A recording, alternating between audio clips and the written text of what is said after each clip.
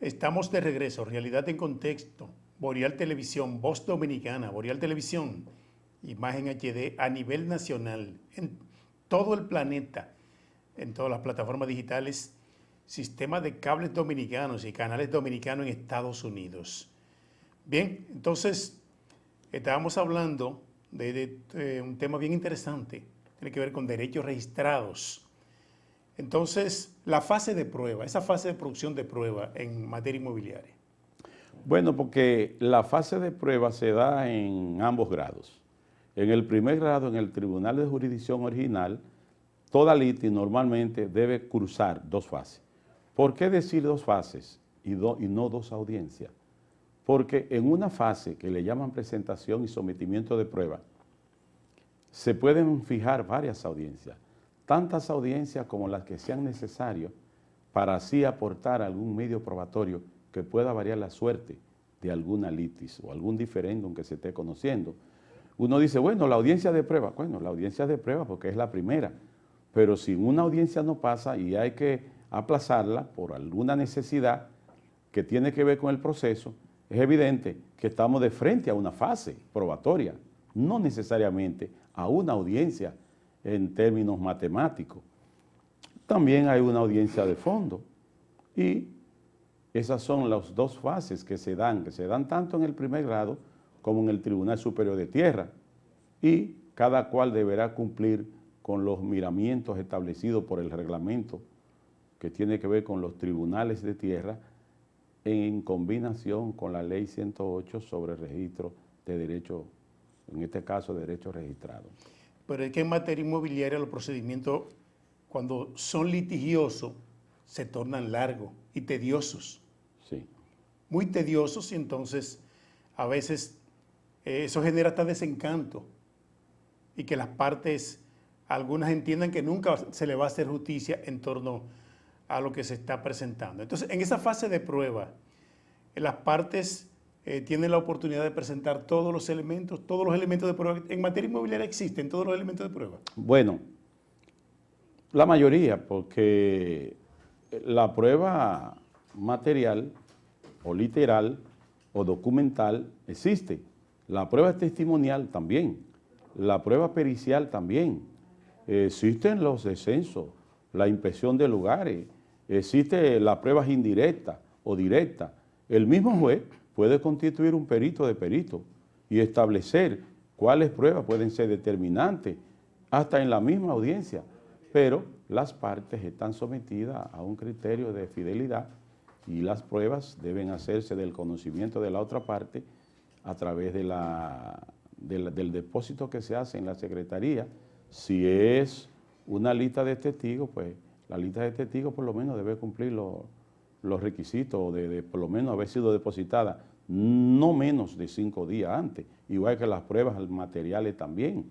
Es decir que, y en el caso de que ya haya cerrado esa fase, pues la parte que entienda que tenga alguna prueba que pueda demostrar algún hecho fuerte, antes de los 30 días, se decía antes de los 30 días después de haberse cerrado, pero ya últimamente la jurisprudencia ha establecido que para no quebrantar ese derecho a la legítima defensa y a lo que es el debido proceso y la tutela efectiva y a lo que es el acceso a la justicia, si usted tiene algún documento, usted puede solicitar la reapertura de esa fase de cierre de prueba, la puede solicitar y los jueces mayormente la acogen.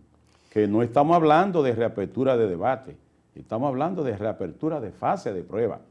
Porque ya cuando usted concluye al fondo, ¿cuáles serían las condiciones? Me diría usted.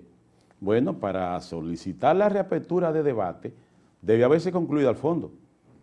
No sucede así en el caso de la reapertura de la prueba, que no se requiere haber concluido al fondo. Esa es más o menos la diferencia. ¿Y en cuáles casos el juez puede producir un descenso al lugar donde se encuentra ubicado el inmueble?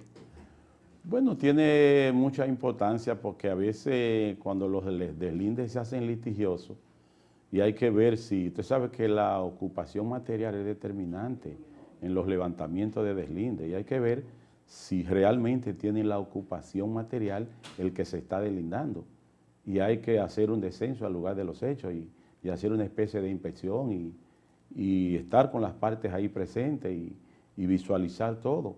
Y eso es interesante. A veces también, no solamente en los deslindes, en los saneamientos a veces lo hacen. Muchas veces lo hacen cuando hay ciertas dudas, para determinar si es verdad que si es que hay alguna pugna, cuando esos deslindes se hacen litigiosos, cuando esos saneamientos se hacen litigiosos. Es así. En materia inmobiliaria se produce lo que le llaman la declinatoria, o sea que un caso que se esté conociendo por ante una jurisdicción puede ser declinado a otra, en otro pueblo, en otra ciudad. ¿Es posible eso? Usted sabe que en materia de derecho inmobiliario, la ubicación del inmueble es determinante, establece su grado de competencia, pero hay situaciones que a veces la competencia no es en razón del territorio, sino a veces en razón de la materia o competencia de atribución, como le llaman, y en ese caso, cuando está dos veces el mismo caso en dos tribunales, pues uno de los dos debe declinar para que sea conocido por el otro, en el caso de si hay litispendencia, naturalmente, porque ya estamos hablando de lo que son las excepciones del procedimiento, que también existen en materia civil, existen también en la materia inmobiliaria. Recuerde usted que el principio octavo de la ley 108 remite a que pueda ser el derecho común o civil suplir cualquier ambigüedad u oscuridad que tenga que ver con alguna confusión en esa materia. En el caso de la litipendencia, sí es una declinatoria. En el caso de la conocida también se puede declinar, siempre y cuando entre un proceso y otro exista un vínculo tan fuerte que uno pueda ser influyente en el otro. También el asunto de la incompetencia puede darse en razón de lo material, porque a lo mejor se está demandando en nulidad de un acto de venta que no ha modificado un derecho registrado, y aunque se trate sobre derecho registrado, eso es de la jurisdicción civil, porque ese acto de venta no ha sido ejecutado en registro de título. Entonces, hay situaciones que pueden revelar la declinatoria del Tribunal de Tierra por alguna razón. Siempre que sea por incompetencia, el juez debe determinar cuál es el tribunal competente. Las excepciones del procedimiento que se dan en materia inmobiliaria y esos recursos de inadmisibilidad son similares a lo que se dan en materia civil. ¿Son porque similares? Cuando usted dice inadmisibilidad, sí, usted está hablando de medios de inadmisión. Sí. Y los medios de inadmisión están contenidos en el artículo 44 hasta el 47, 48 de la ley 834, que también es supletoria de la ley de tierra, que también contiene, son los mismos medios, también los contiene, están amparados ahí en los mismos reglamentos y en la misma ley para ser debatidos y discutidos conforme a la norma que establece el procedimiento. ¿Y se designan igual? Igual. Falta El de que no calidad. tiene calidad podrá ser inadmisible en su demanda. El que no tiene interés jurídico también, el que ya haya prescrito algún caso sobre alguna acción o haya sido juzgada y adquirido la autoridad de la cosa irrevocablemente juzgada, pues también, o que el plazo prefijado haya caducado, pues también podrá sobrevenir en inadmisible su demanda. Eso es así. ¿Y la sentencia del Tribunal de Tierra también puede ser objeto de recurso de revisión?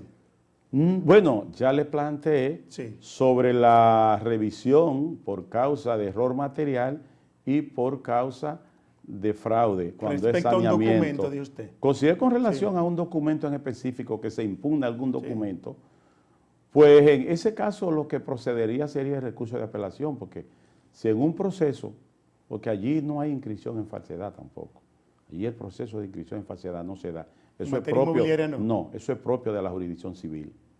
No, el recurso de revisión Y si civil, se discute la firma en el acto de venta, donde se argumenta que no fue el propietario del inmueble que puso esa firma ahí. en este caso lo de tierra mantiene lo penal en estado. Sí. Sí, no se va a discutir lo penal.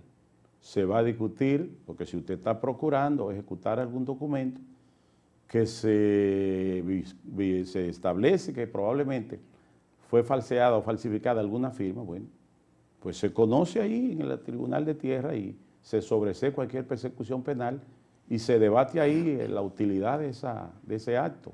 Si habrá de decidirse que debe descartarse, pues se hará. porque las pruebas, a fin de cuentas, son las determinantes. Recuerde usted que los vicios del consentimiento también se dan ahí, del 1109. ¿Eso es como un sobreseimiento? No, no necesariamente, porque allí lo que se hace es que se utiliza la prueba pericial y si ese documento fue falsificado, pues el que pretendía favorecerse de él perderá el proceso. Y el que quiera luego que haya pasado ese proceso, cuestionarlo penalmente, pues lo podrá hacer por uso de documentos falsos, pero ya será en otra jurisdicción, no en esa. Bien, entonces, ¿cuáles situaciones pueden dar lugar a que una sentencia del Tribunal de Tierra pueda ser apelada? Bueno, la persona que haya sido parte del proceso, conforme al artículo 81, tiene el derecho a recurrir, porque ya el derecho a recurrir tiene rango constitucional. En la vieja Constitución del 2002 se hablaba de derecho a apelar conforme al artículo 71, pero conforme al artículo 69, aquí se habla del derecho a recurrir. Y la apelación es un recurso. Es un recurso, evidentemente, que dentro del plazo de los 30 días que establece el artículo 81 de la ley 108, todo el que haya sido parte en ese proceso, sea como demandante, sea como interviniente forzoso o voluntario, y no esté conforme, podrá apelar y establecer cuáles son los medios de apelación que propone para que esa sentencia pueda ser variada o modificada, total o parcial. Hay una pregunta interesante porque a veces hablamos de recurrente, recurrido, pero la pregunta es la siguiente. ¿Por qué al accionante y al accionado en una sentencia que ya ha sido apelada a la Suprema o a la Corte se le llama recurrente y recurrido? ¿Por qué? Bueno, porque es que el recurrente, en este caso, es quien ha interpuesto las vías recursivas. Recuerde que cuando es en primer grado se llama demandante. Sí. En materia de derecho constitucional se dice accionante. En materia de derecho de amparo se dice amparista. En materia de derecho ordinario normal, pues cuando se ejerce en la vía recursiva, puede ser apelante, puede ser recurrente, y tanto lo de recurrente y apelante pueden en un caso determinado ser sinónimos, porque quien apela está recurriendo. Ahora, quien recurre necesariamente no está apelando, pero todo depende de lo que esté recurriendo. Si es una sentencia ordinaria, definitiva, de un tribunal de jurisdicción original, lo más normal que lo que esté haciendo es recurriendo en apelación. Sí, puede, ese es el caso ordinario, normal, porque recuerde usted que el recurso de apelación es un recurso ordinario. El recurso de casación es un recurso extraordinario. Otra cosa le digo, hay recursos especiales, pero en materia inmobiliaria el recurso especial de contraedí no existe, aunque sí existe el referimiento. Mire cómo son las cosas. El referimiento existe allí, aunque no así el recurso de tercería, aunque hay autores que establecen que de manera implícita sí existe, otros dicen que no, y tienen teorías encontradas. A propósito de lo que acabas de decir, impugnación le contradí, es un tema que muchos abogados no saben ni lo que significa. ¿Qué significa eso? Impugnación, porque el le contradí es un término francés que significa le contradí. Que está en la jurisdicción, la jurisprudencia dominicana. Sí, impugnación. Sí. La impugnación, es decir, le contradí, terminando en T. La impugnación, traduciéndolo del francés al español. Entonces, ¿qué es lo que usted impugna? Bueno, usted impugna una sentencia que bien puede ser incidental, porque básicamente le contradí como recurso especial. Es para esas decisiones que tienen que ver con sentencia de carácter incidental. Hay un le contradí especial, hay un le contradí general para la vía recursiva, porque hay una situación, un juez, que normalmente hay sentencias que son interlocutorias y hay sentencias que son preparatorias, recuérdelo usted, pero hay recursos de apelación que son de fondo y hay otros que son incidentales.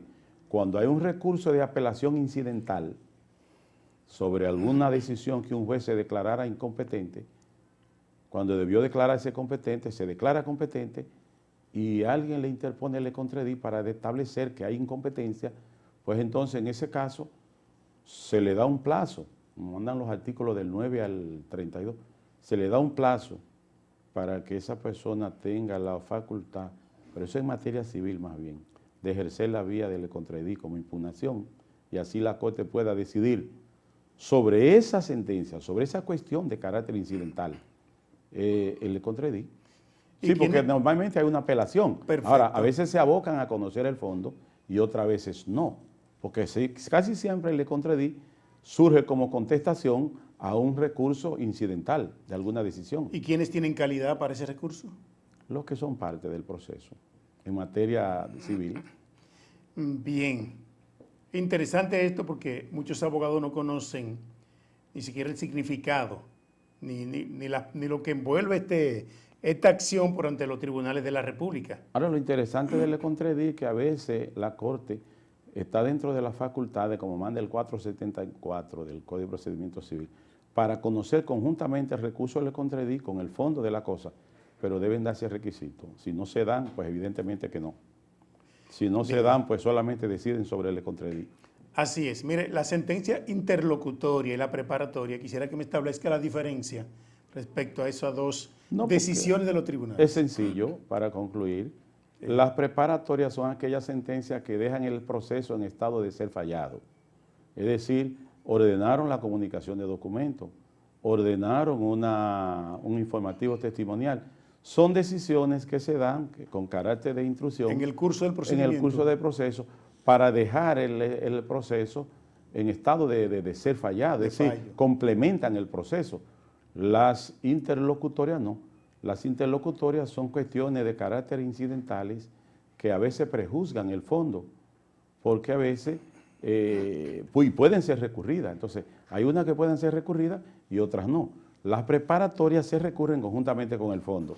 Las interlocutorias... ¿Es administrativa No, son jurisdiccionales. Y las otras, las interlocutorias, pueden ser recurridas con carácter incidental. Bien, llegamos al final. Gracias por sintonizarnos. Regresamos mañana en otro espacio Realidad en Contexto. Bye, bye. Y hasta aquí, Realidad en Contexto, con el licenciado Julio Pérez Peña.